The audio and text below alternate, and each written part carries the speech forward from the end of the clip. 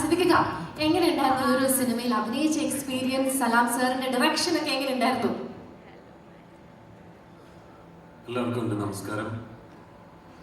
സലാമിനെ എനിക്ക് ഒരുപാട് വർഷം മുമ്പേ അറിയാം. ഞാൻ ശരിക്കും പറഞ്ഞാൽ സലാമിനെ എന്ത് പരിചയപ്പെട്ടു എന്ന് ഞാൻ ഓർക്കുന്നില്ല. എനിക്ക് ചോട്ടാ മുമ്പേ നടക്കുമ്പോഴും സലാം ഉണ്ടായിരുന്നു. അതിനുശേഷം ഉസ്താദ് ഹോട്ടൽ നടക്കുമ്പോഴെല്ലാം അൻവറിൻ്റെ കൂടെ എന്നും സലാമിനെ എനിക്ക് പരിചയമുണ്ടായിരുന്നു.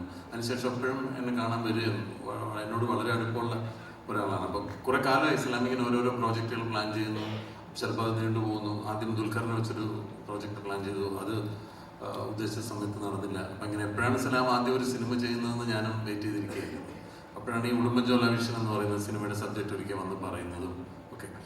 അപ്പം അത് പറഞ്ഞ് കേട്ട സമയത്ത് ഞാൻ വിചാരിച്ചതൊരു വളരെ ചെറിയ സിനിമയാണ്, ഒരു ഇടുക്കി ഭാഗത്ത് നടക്കുന്ന ഒരു ചെറിയ കഥ, ആ രീതിയിലാണ് അത് എടുക്കുമെന്ന് വിചാരിച്ചത്. പക്ഷെ ഓരോ ദിവസവും അതിൻ്റെ ഷൂട്ടിങ്ങിന് ചെല്ലുമ്പോഴാണ് ഇതൊരു വലിയൊരു സിനിമയായിട്ട്. ഇപ്പം ഞാൻ അതിനകത്ത് മൂസ ഹാജി എന്ന് പറയുന്ന ഒരു കഥാപാത്രത്തെയാണ് അവതരിപ്പിക്കുന്നത്. അപ്പോൾ എൻ്റെ വീടായിട്ട് കാണിക്കുന്നൊക്കെ ഒരു പാലസ് പോലത്തെ ഒരു വീടാണ്. അങ്ങനെ എന്ത് കാര്യവും വളരെ ഒരു സ്പെക്ടാക്കുലർ ലൈനിലാണ് സലാം അത് ഷൂട്ട് ചെയ്തിരിക്കുന്നത്. അതിനുശേഷം പിന്നീട് ഈ ജോഡി നമ്പർ 1 എന്ന് പറയുന്ന ആ സോങ് ഷൂട്ട് ചെയ്യാൻ വേണ്ടിയിട്ട് ഞങ്ങൾ ലെ മെറിഡിയൻ ഹോട്ടലിൽ വന്നു. അവിടെ അതിൻ്റെ ഒരു സെറ്റൊക്കെ കണ്ടാൽ ശരിക്കും ഞാൻ അന്തം വിട്ടു പോലും. അപ്പം ഞാൻ വിചാരിച്ചത് ഇന്ന് ആ പാട്ട് ഷൂട്ട് ചെയ്ത സോങ് ഇവിടെ കാണിക്കുമെന്നാണ്. പക്ഷേ ലിറിക്കൽ വീഡിയോ മാത്രമേ ഇന്ന് റിലീസ് ചെയ്തിട്ടുള്ളൂ.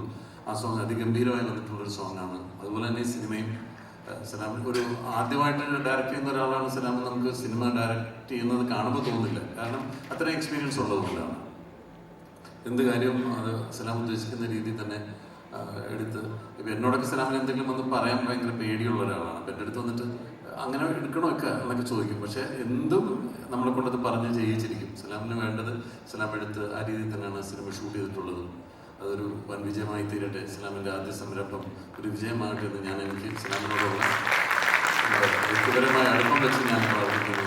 ഈ സിനിമ ജനങ്ങൾ സ്വീകരിച്ചൊരു വൻ സിനിമയായിട്ട് വരട്ടെ, ഇതൊരു വൻ വിജയമാകട്ടെ എന്നുള്ള എൻ്റെ പ്രാർത്ഥനയാണ്.